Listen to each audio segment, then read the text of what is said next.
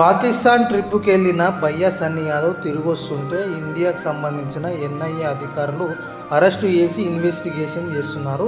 విషయం ఏంటంటే భయ్యా సన్నీ యాదవ్ ఇలాంటి ఉద్రిక్త పరిస్థితులలో ఎందుకు వెళ్ళాడు ట్రిప్కి? నార్మల్గా వెళ్ళాడా, లేకపోతే పూజా మల్హోత్రా అనే యూట్యూబర్ కూడా ఇలా యూట్యూబర్ అని చెప్పేసి ఇక్కడ విషయాలు మన ఇండియాకి సంబంధించిన సీక్రెట్ విషయాలన్నీ పాకిస్తాన్లో ఉగ్రవాదులందరికీ ఆమె చేరవేయడం జరిగింది. ఆమెను కూడా అరెస్ట్ చేశారు. పూజా మల్హోత్రా లాగానే కూడా ఇతడు కూడా యూట్యూబరే పాకిస్తాన్కి ఇలాంటి సిచ్యువేషన్లో వెళ్ళాడు. మరి ఇక్కడ సంబంధించిన ఏదైనా సీక్రెట్ అన్నీ అక్కడికి చేరవేశాడా, లేదంటే నార్మల్గా వెళ్ళి వచ్చాడా అనే విషయం మీద ఇన్వెస్టిగేషన్ అనేది చేయడం జరుగుతుంది. మరి ఇలాంటి పరిస్థితులు ఉన్నప్పుడు ఇండియా నుంచి పాకిస్తాన్కి బైక్ మీద పోవడం అవసరమా, లేకపోతే ఇంత తీటా కాకపోతే అవసరమా చెప్పి ఇలాంటి సిచ్యువేషన్లో మొన్నటి వరకు పాకిస్తాన్ తోటి పరిశాన్ ఉండే, అసలు ఆల్మోస్ట్ యుద్ధం వరకు వెళ్ళి మళ్ళీ తిరిగి రావడం జరిగింది. వాళ్ళు ఎన్నో అటాకులు చేయాలని చూశారు.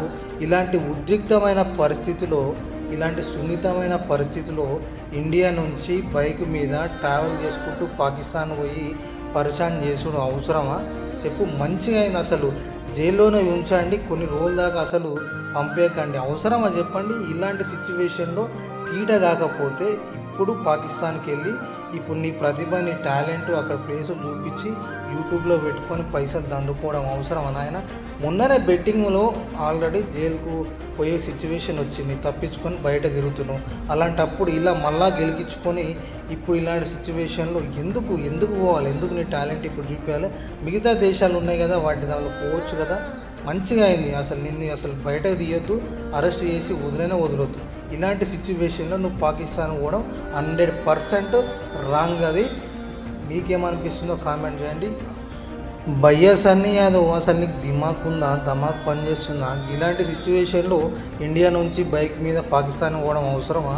అక్కడే అసలే తీవ్రవాదులతో పరిశాన్ ఉందిరా నాయన అని చెప్పేసి అటాకింగ్ మోడ్లో వాళ్ళు ఉన్నారు. మొన్నటి వరకు అసలు యుద్ధం లాస్ట్ వరకు పోయి ఆగిపోవడం జరిగింది. వాళ్ళే అసలే దరిద్రులు. నువ్వు వాళ్ళ చేతిలోకి పోయి అవసరమని సాహసం అవసరమా?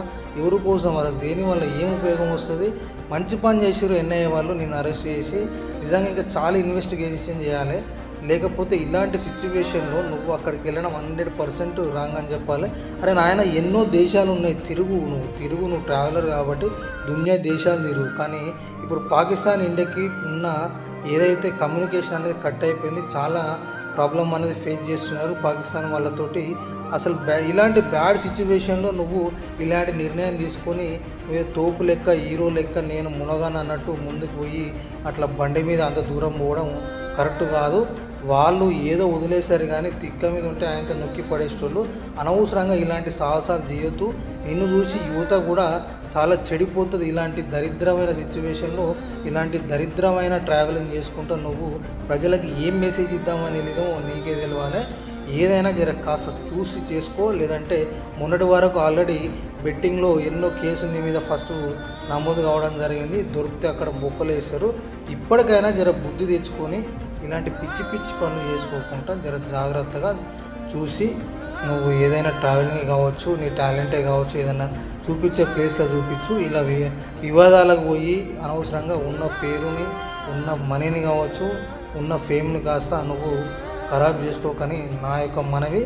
మీకేమనిపిస్తుందో కామెంట్ చేయండి. Thank you very much. చూస్తుంటే మన ఛానల్ని లైక్ చేయండి, షేర్ చేయండి, సబ్స్క్రైబ్ చేయండి.